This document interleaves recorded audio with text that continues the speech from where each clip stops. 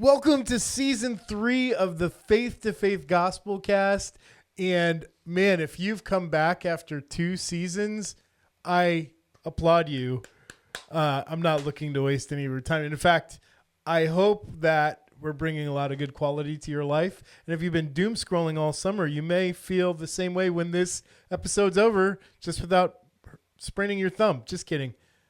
Our special guest is a good one today. His name is Josiah Maloney. He works here at Faith to Faith.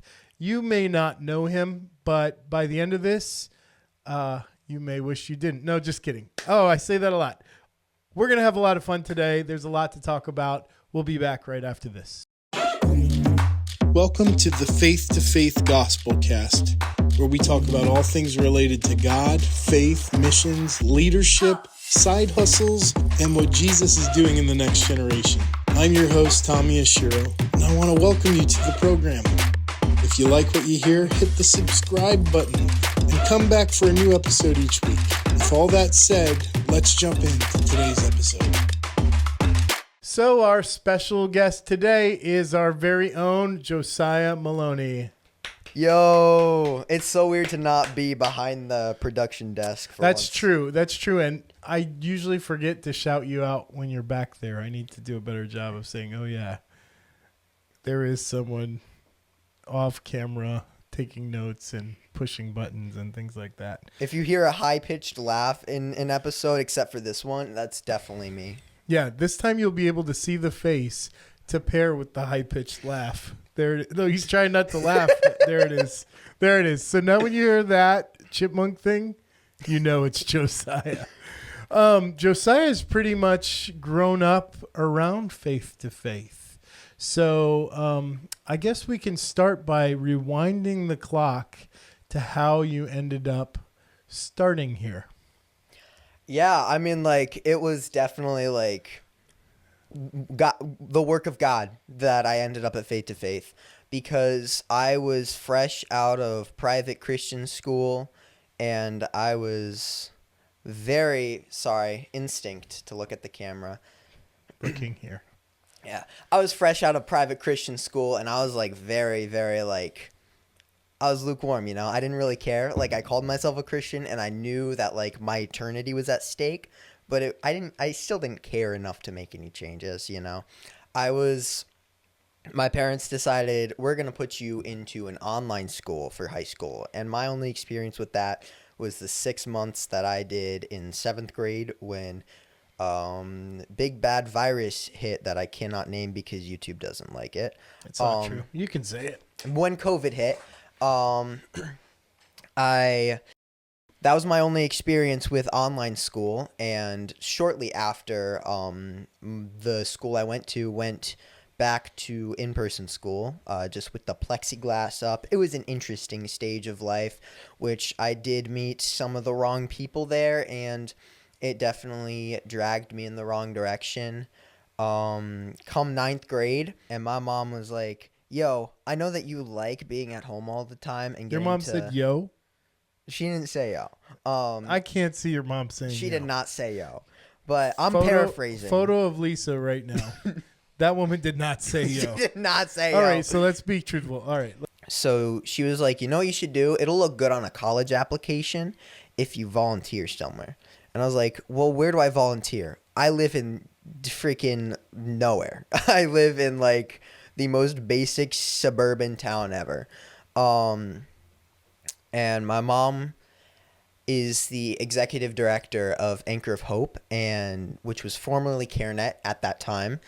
And they were having a banquet. And you were doing some work some video work for the, was it the golf or the banquet? I don't even remember this part of the story, so you've already extended it more than I was expecting. Just make it up because I don't know. I don't know where it's going. I don't actually know what you're talking about. I think it was both. So you knew about my existence because of No, I knew about your existence because I've been in this game since your brothers were in high school, and I remember driving your brother Nathaniel home from an event when you were a brand new born baby.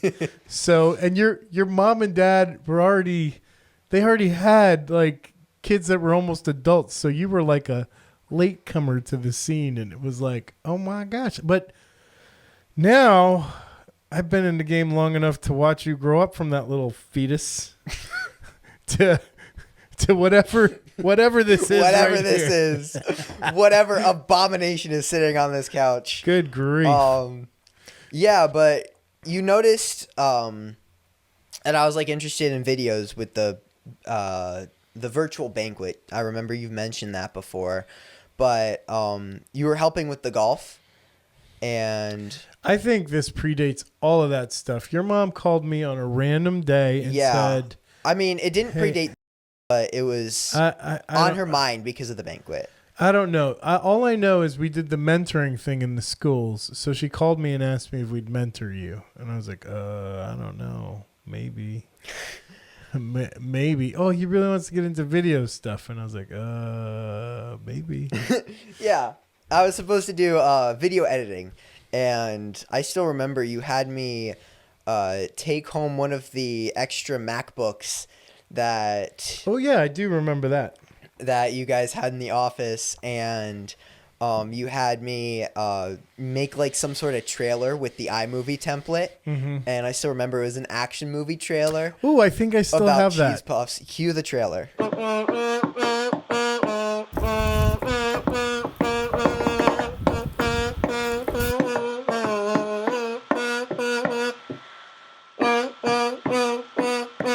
But I do remember giving you a few goofy assignments to see what you came up with. And Yeah. even that early on, you were already very resistant to tutelage. I mean, you're like, I don't need this MacBook. I have a Samsung tablet, and I have my Android, and I'm never going to use this. I literally have a PC. Yeah. So, which is funny because, for the record, you're all Mac'd out today. Yep, right? yep. I've been corrupted. Yeah. I wouldn't say corrupted, but educated. It did take a while to get you there.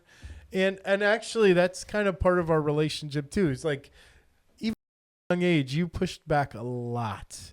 And I was like, who is this little punk kid? He didn't know anything about anything. But what's really interesting is when you forced me to give all my reasons for doing things, usually after that moment, there was acceptance right away. And like, oh, okay. You're just waiting for a real reason other than because I said so. Mm-hmm. So on one side, you seem like, maybe unteachable. But on the other side of that, when you're given decent information, seems like, oh, there's the molding on the other side of that fence. So that's kind of my experience with you in your young years. And the jury's still out on teenage Josiah. I have to find you behind all that hair now.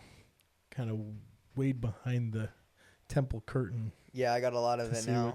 I got way more than when I started. Yeah. But it's cleaner now. I wash it. Oh, that's good. I didn't wash it when I started. I feel like that's too much information for people. But I did find that as a young person, you were kind of a know-it-all. I was such a smart aleck. Oh my gosh. Let's speak to the know-it-allness of it. Why do you think you were such a know-it-all? I mean, part of it was like a lot of my skills were self-taught, and even at like a mediocre skill level, being self-taught on everything does give you this bit of ego that needs to be down by people who actually know what they're doing. That may be your best quote of the day. I may tweet that. That's so good. I like that, by people who actually know what they're doing. Listen, I'm self-taught in some ways, so I can appreciate what you're saying. But you know what you know, and you don't know what you don't know. You've learned things along the way. And even if you've invented a completely weird way to do something, it kind of sort of works. So you can get on with things, and the rest of the world goes, I don't know why you do it that way. And I guess it works. So if it works for you, okay. But the rest of the world definitely doesn't do that. Do it that way, and that's totally how you ride. You completely, and I've actually always appreciated that about you from a young age. Is even if everybody else thinks you're the biggest dork for doing it, you don't really care, and you do it anyway, and you own it. You own the weirdness, and that's working for you now. As a teenager, maybe you don't want me to judge all that stuff up, but you have a track record of doing wild stuff. Let's talk about 8th grade graduation and the speech you gave in that moment. Talk about 8th grade graduation, man. I mean, like, that was a whole different era of my life. But come on, let's talk about that speech. The speech you gave at 8th grade graduation. Yeah. So, my old school, they have this tradition where all the 8th graders have a full-on graduation. And because the 8th grade class is usually small, they let everybody have a speech. So they did let everybody have a speech. They still do, except I'm gonna get to that in a second. All right.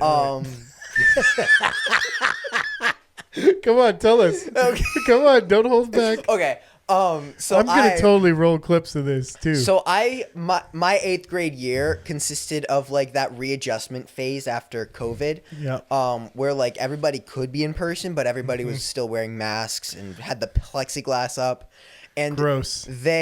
So it was a long year for me. It was really long. It was kind of miserable. But I made it through. And then in my speech, I was basically like, I just kind of went up there and did my speech. I didn't have anything planned. I was like, yeah, it was a long year. It feels like it should have been more than a year, the amount of time that has passed.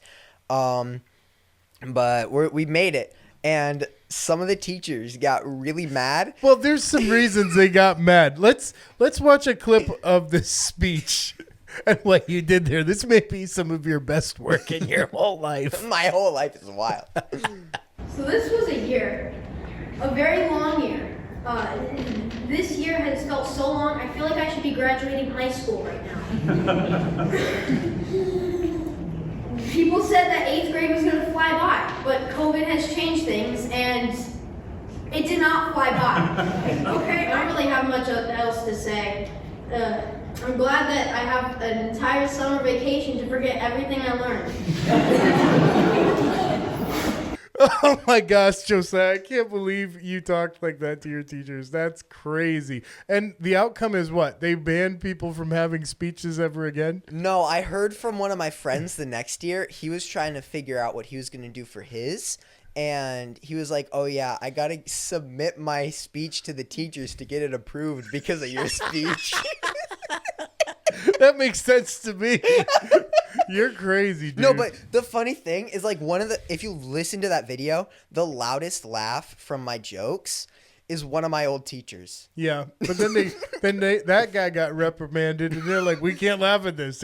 He's talking about us. No, he actually didn't work there anymore. Oh, he's like, dropped the mic, quit. And he's like, I can laugh at this stuff now. Yeah. All right, got it. All right, so you end up with me. We're mentoring. The video projects, let's face it, they didn't last very long, did they? Not really. We gave you a couple of them, and truthfully, I'm a busy guy, and I needed to find a way to engage you on what I was thinking about, and it wasn't video projects like that. But we did find commonality with the camera, didn't we? I wonder what's in the box. I wonder what's in the box. But we didn't start with what's in the box, which was a really well-seen video that we made together. We were exploring TikTok at the time. It was right as TikTok was starting to become a thing with Gen Z. And I was starting to meet some of the social media people using TikTok to share the gospel. So I said, okay, let's experiment on young Josiah and let's see if we can make some cool TikToks. So what I really appreciate is you threw yourself into the part. And by throw yourself, I have clips of you throwing yourself down the stairs, falling on the floor, popping out of boxes. Like, you did anything for the views. And some of our followers and ministry partners would start to write in and say, give this kid a podcast. He's hilarious. And we do need to watch one or two clips of you now. So that's going to happen right here. Is TikTok killing your soul? To find out, hit the plus sign and the heart right now, and I'll tell you. They say you're a combination of your 5 closest friends.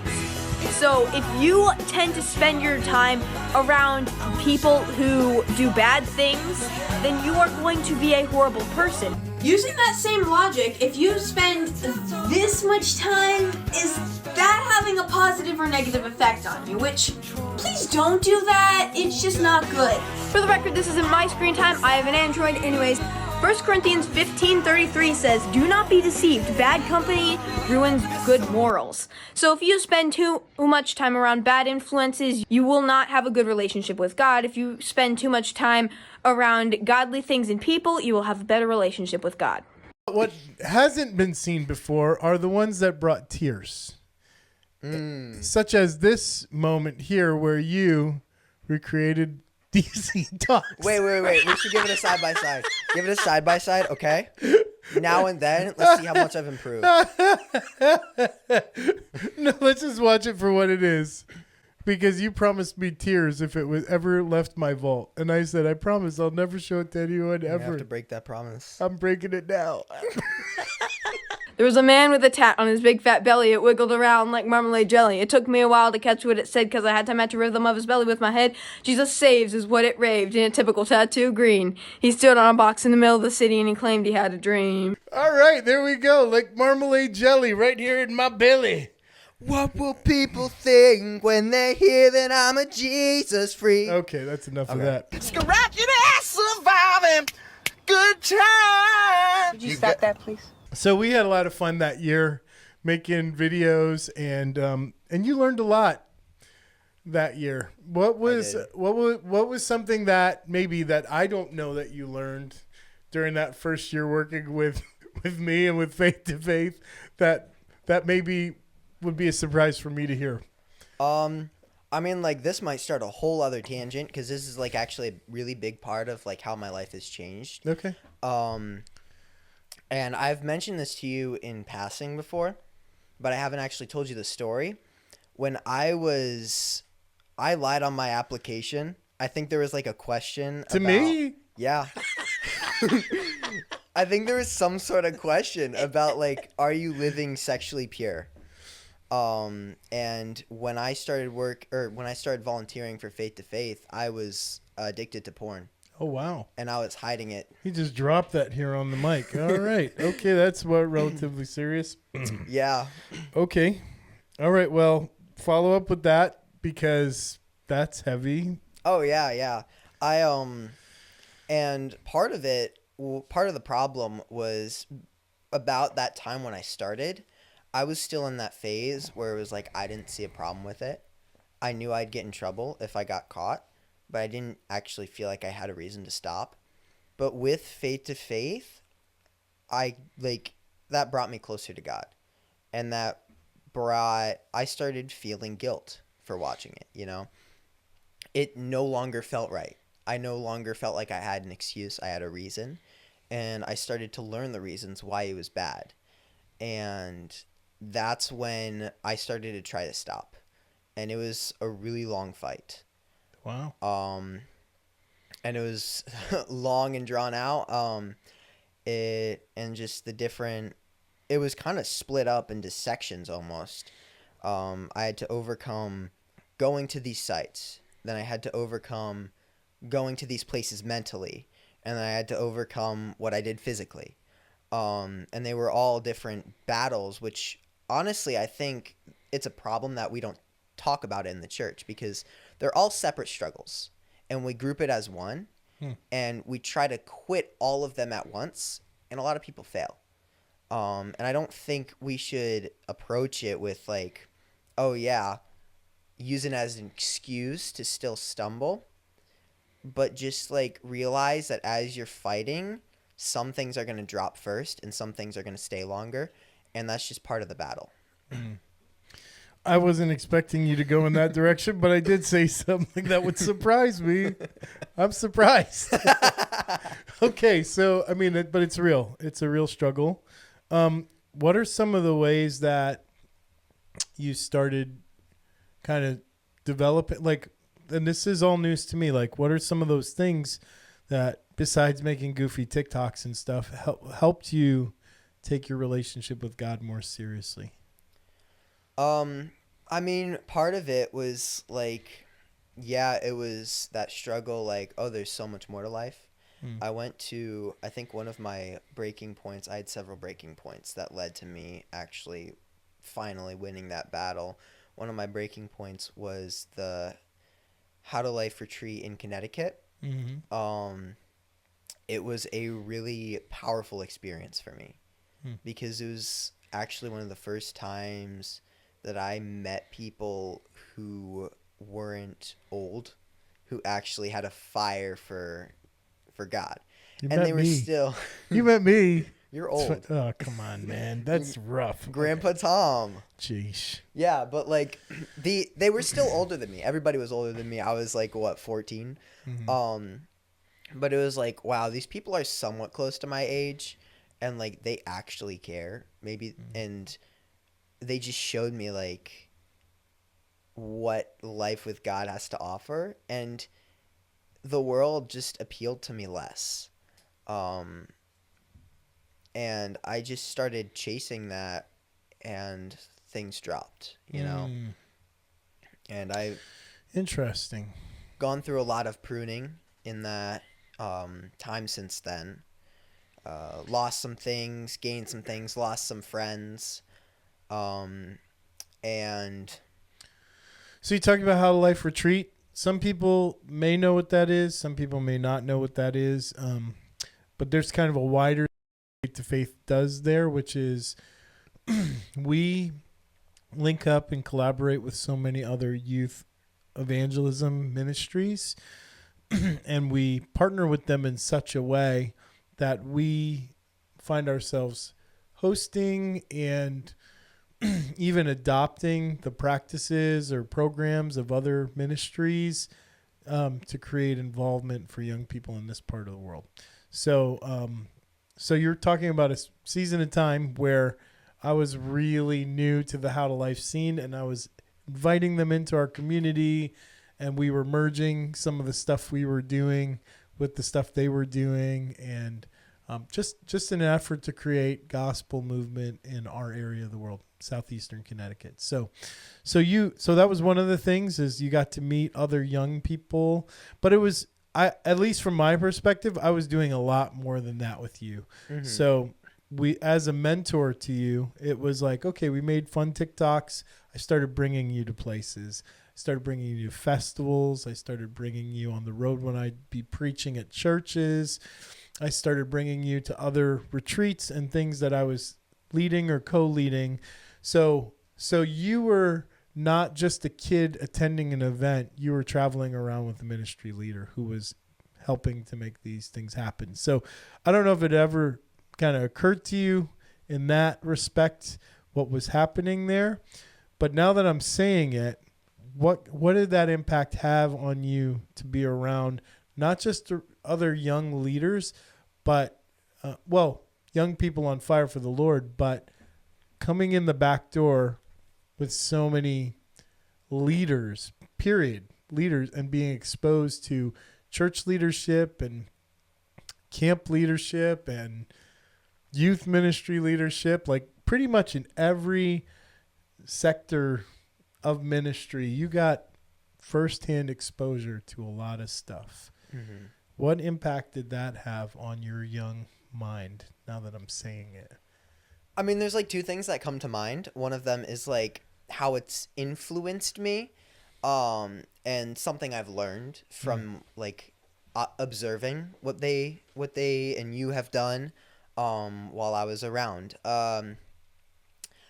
One way that it influenced me was it made me a lot more of a bolder person. You know, I was not exactly the most comfortable with just talking to random people, but I would go to these events, and then Tom would throw me into participating, be like, oh yeah, you're going to go street evangelize with these people. I'm like, I can't even talk to people at my church. What do you mean I'm going to talk to random people on the street? That's funny. So it was kind of like exposure therapy to, I guess, being more outgoing. But you also got to meet some of your legends too. I did. I met Toby Mack. And didn't I have a picture of you with Lecrae? You do. Too. Oh, that's right. That's right. So you got to go. You know what? Actually, this is a clip worth playing. Is that moment that I brought you backstage to meet Toby Mac, and you got to kind of jump around on the stage first, and then go over and have your moment with him backstage. City Fest Day 2. So this morning I got to meet Lecrae. It was exciting. And today I might get to meet Toby Mac. So yeah, I hope I can.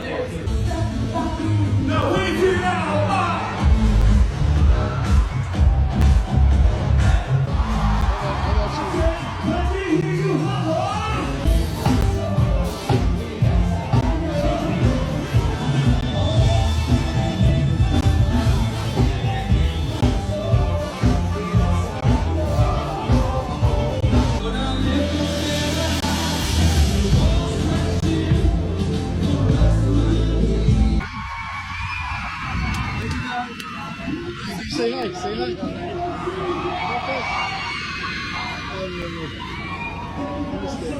Go do it fast. Do it. You were under time. Oh really? Oh, say hi. There it is. Woo, Toby Mac. All right, let's go. You were still pretty young, right? I was, yeah. How old were you? This was still during freshman year, or was this? Yes. Yeah. Yeah. So what was that like for you getting to meet Toby and? Or no, this was actually probably beginning of sophomore. Okay. Yeah, it was really a cool experience, honestly.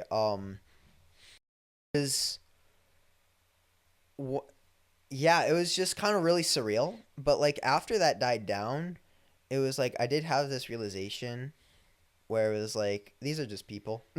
Totally. Like I think one thing that I've learned definitely over my years with Faith to Faith of meeting Toby Mac and then getting to actually talk with all these cool people that you somehow have connections with. It's like they're people. They're not gods. And everybody treats celebrities and famous people like gods. That's true. That's true. But they really they have a life. They have friends. They have hobbies like everybody else. Yep. But it is cool that you get to meet so many cool people rocking around with Faith to Faith. And it is fun that we get to work with such high caliber talent on such a regular basis, isn't it? It is so cool. Yeah. It's still very cool. Yeah. And you're learning here too. I mean, I think, after a year or two of mentoring, this is also your first job too, right? It is my first job. So let's talk about that a little bit. Coming into the workforce, learning how to make a living. But there's a transition there from being someone that's being mentored to being someone on the clock. Let's talk about that transition. And was it a rude awakening? Was it easy? Yeah, I mean, I did want to mention the other thing that being around all these evangelists has helped me with. And I feel like you were trying to poke at that earlier, and I just didn't get to that first, so it kind of got swept under the rug. But like, and you've definitely told me that you've noticed this change in me, is when I started with Faith to Faith, I wanted to win arguments, and now I want to win people. Like, I've really grown in learning the heart of evangelism. It's not a political debate. Okay. It's That's really... right. You used to love politics, bro. You used to come in here die hard. I was like, oh man, what are we gonna do with this kid? He's like, I'll die on this hill. And I was like, oh my gosh, you gonna die then. That's cool. That's a really cool. Did you come up with that one-liner on your own? Which one? That you wanted to win arguments and now you just want to win people. Is that original, Josiah Maloney, or did you hear that on a podcast somewhere? It's a paraphrase of something I've heard someone say. Well, I like it. That's a good one. You can just probably plagiarize it and nobody will watch this thing anyway, so you can own it. That's cool. All right, so back to the workforce thing. First job, switching from mentee to worker at Faith to Faith. Easy, hard, somewhere in between. What changed? What was different? It was kind of like a roller coaster. It was like one of the biggest adjustments was like when I was with you, it wasn't just to goof off and record TikToks anymore. Right. Like I didn't really do that anymore. It wasn't just TikToks. It was like TikToks and let's go get an ice cream, or TikToks and let's go bowling. We were goofing off, hanging out. There was a little bit of seriousness to it, but like level was like 2 or 3. Mm-hmm. And every time it would get a little too silly, you might remember me pulling the chain and going, hey, we got to make something happen here and not just goof off all the time. Yeah. But then once it became work time, is another level, right? Mm-hmm. All right, talk about that. Don't paint me as a tyrant dictator or anything, but what was the biggest shift mentally where you were like, okay, this is different?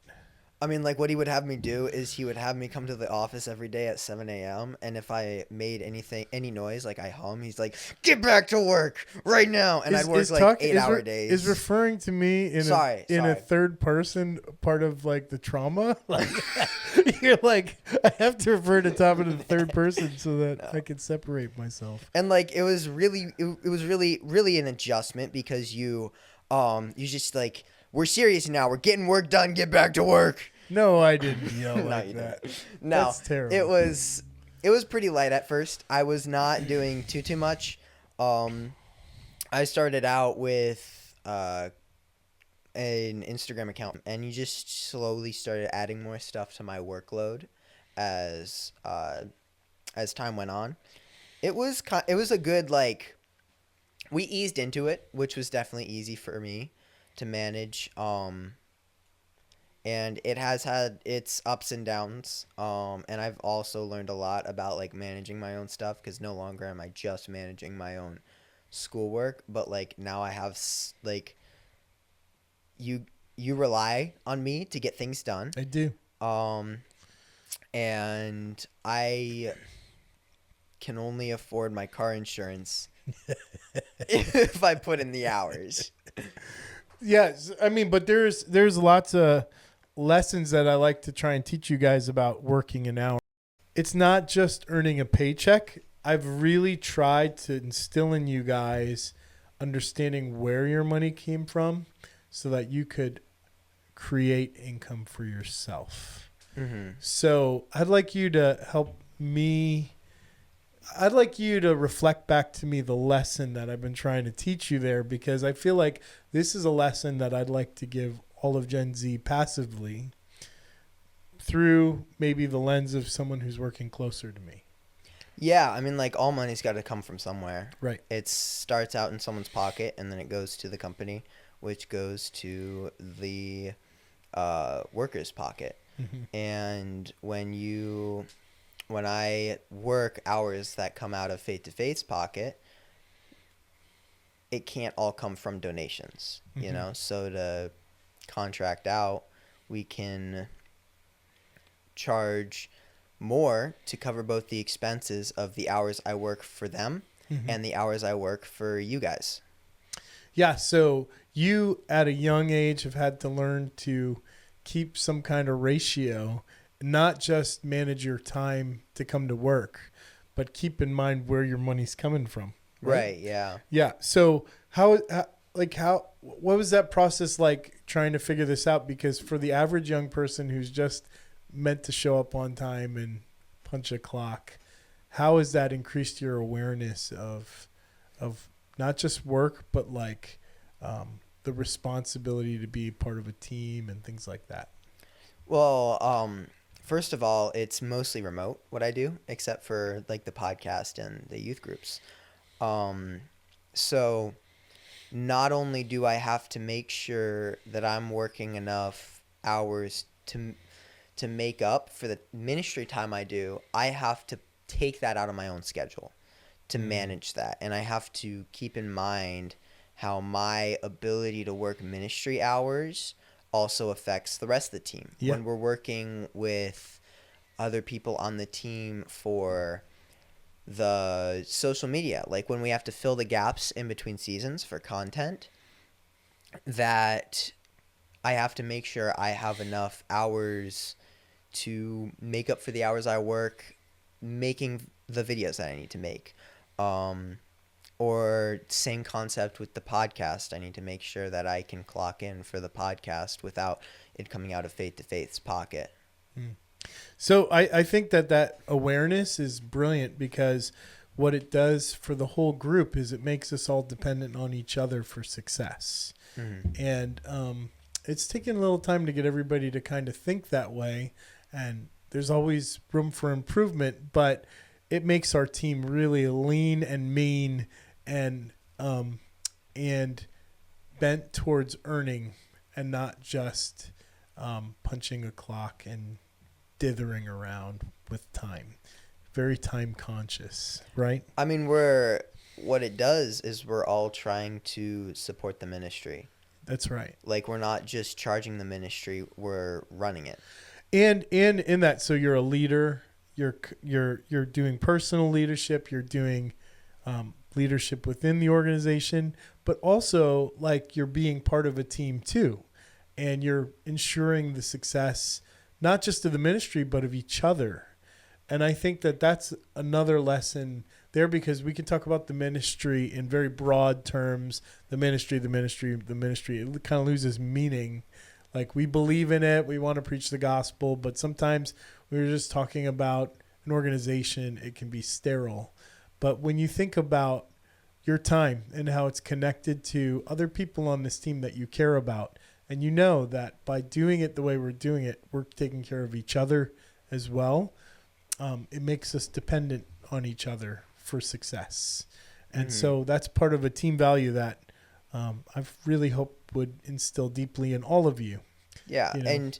And you find team building important. Like, you make sure there's team building exercises so that we're like putting a face to how, like, who our actions affect.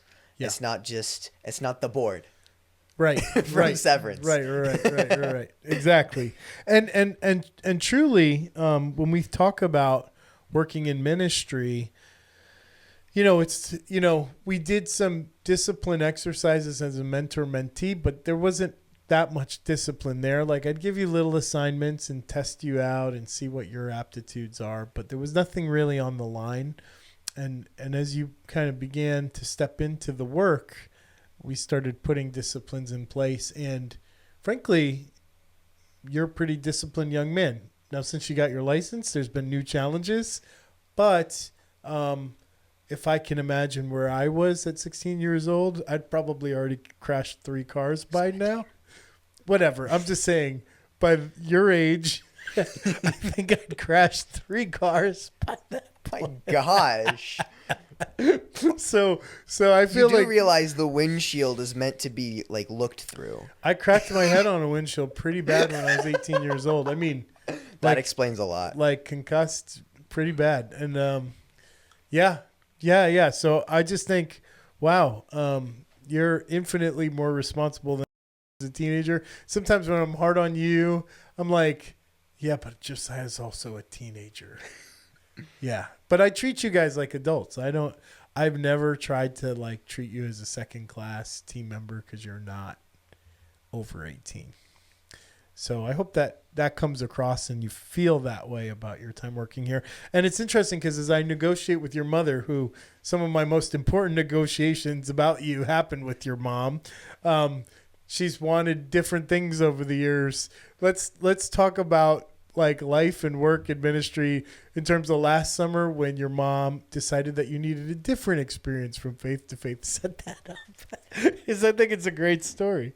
Yeah, I mean, like, last year, my mom was still very with the idea of me working in ministry, because in a lot of areas in New England, ministry isn't the most sustainable thing. Like, it's such a foreign Certainly not concept. lucrative. It's Definitely not. certainly not that. Such a foreign concept to be working full-time in ministry. Not many people in this area do it. Sure. So my mom, I think part of it was she was worried and she wanted me to get experience doing other things so I could go somewhere else if I needed to. And she was like, I don't want you sitting all summer. I want you to work somewhere.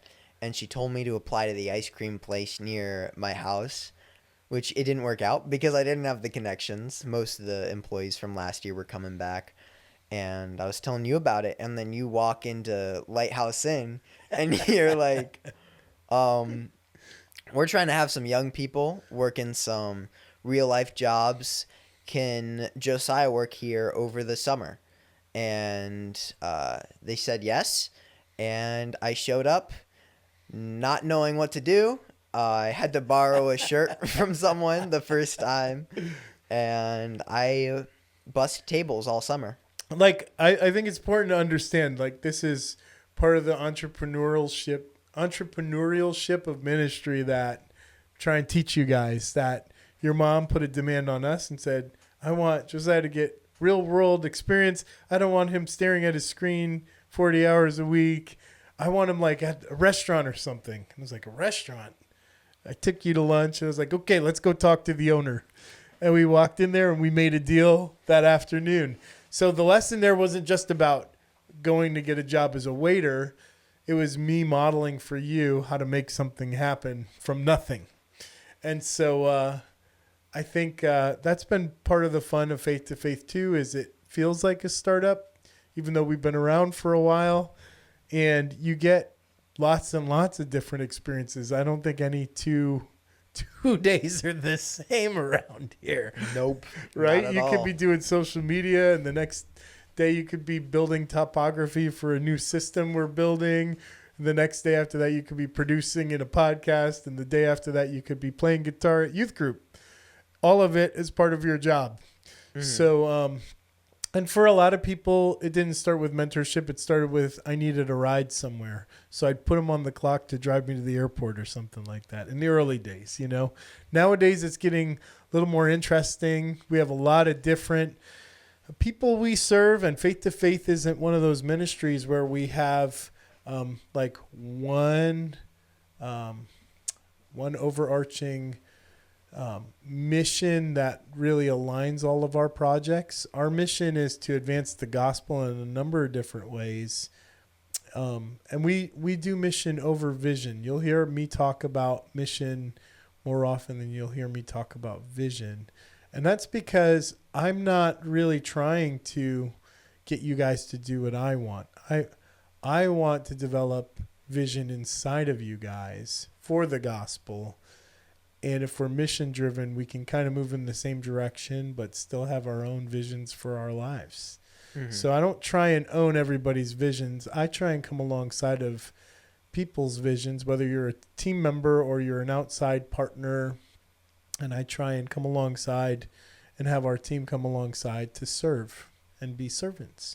So it's a very different posture than you'd find out there in the world of ministry. That would be an interesting experience for you to go work at another ministry and see how other people do it. Maybe you say, wow, Tom's an idiot. We should do it this way. Or you might find that there are some really cool special things about Faith to Faith that set it apart from other places just because of the way that we try and serve other people. Anyway, this isn't a big Faith to Faith brag sesh, but I think you're a really good example of a young person that an adult put your life in our hands to mold, and we got to squish you around and move you around to see what you turn out to be like. Some parts I'll claim, other parts I'll say, I've never known you, you know. But now, in your most recent iteration, you're producing this show. So let's talk about that process and how you've been kind of cutting it to date. Like, we've really piecemealed this thing together, haven't we? Definitely, yeah. It was a process of like, okay, so we need this. Oh, shoot, this needs this.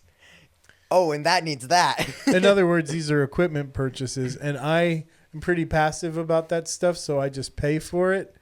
And with every purchase that Josiah says, no, we definitely need this. 2 or 3 weeks later, come to find out, actually, Tom, we needed the next one up from this. Oh, we did we? We have a temporary fix. I'll stick this box in this box. We just need 3 more cables. Now there's a crackling issue. It's been quite a learning curve. It has, yeah. I mean, like, I did have some experience with this kind of stuff. Like, I knew the program that we use because I was self-taught. But, like, again, I was self-taught. Exactly. So you know what you know, and you don't know what you don't know. Yeah, and Beautiful. It was like, I thought that I would be like, I mean, like, okay, so let's ask the audience. The Scarlett 4i4. You think that there would be 4 microphone ports because in the name, the number 4 is there, right? I mean, I was just like, Josiah, I hope you know because I don't know. There are 2 microphone ports and 2 instrument ports. Yeah, so it wasn't really made specifically for podcasting, was it? Right, yeah. And it was even more frustrating to realize that the next one up that had 4 microphone ports had was not that much more expensive. What's that one called? The Scarlett 18i8. 18i8. So friends, if we can want to make a donation today, that's actually something we've got to upgrade is to go from the i4 to the i8. 18i8. Yeah, what he said. Donation link below. But it's a never-ending game. We're always going to be buying equipment and swapping things out, and then pushing all the things that we learned down to other people that are trying the podcast and donating equipment that we don't need anymore and stuff. It makes it fun, and it makes it super fun to also now in my next generation of mentoring, bring people into the studio and get to goof off with them here in this space instead of make weird TikToks like we did all those years ago. Yeah, it's such a drastic change in content, honestly. So future direction, what are you thinking about for life goals, life plans, ministry, work? What are you thinking about?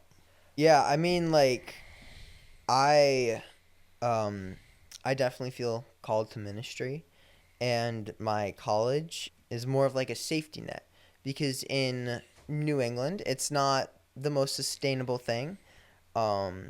I definitely do see a path, and I'm going to go all for it, however the Lord is willing.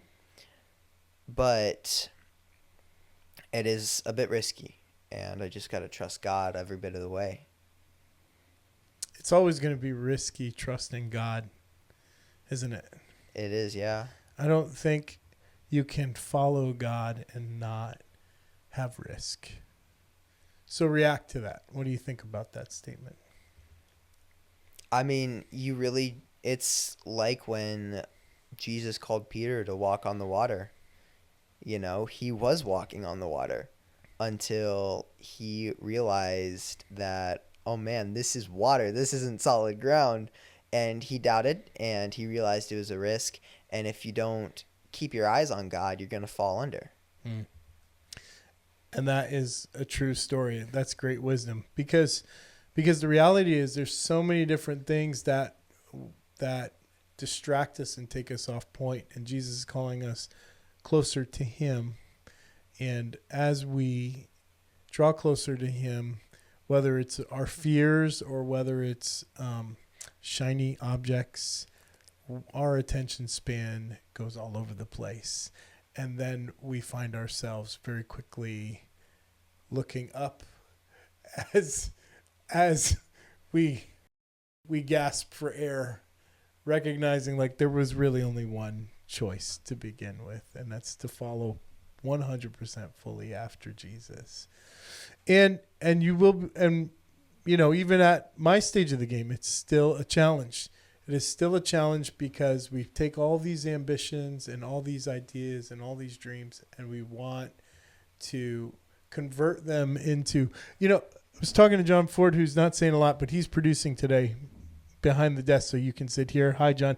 John and I have been going back and forth about this all the time too, because we all have our dreams and we all have our passions, and we try and sometimes squeeze our passions and dreams into a mold that maybe follows God, hopefully.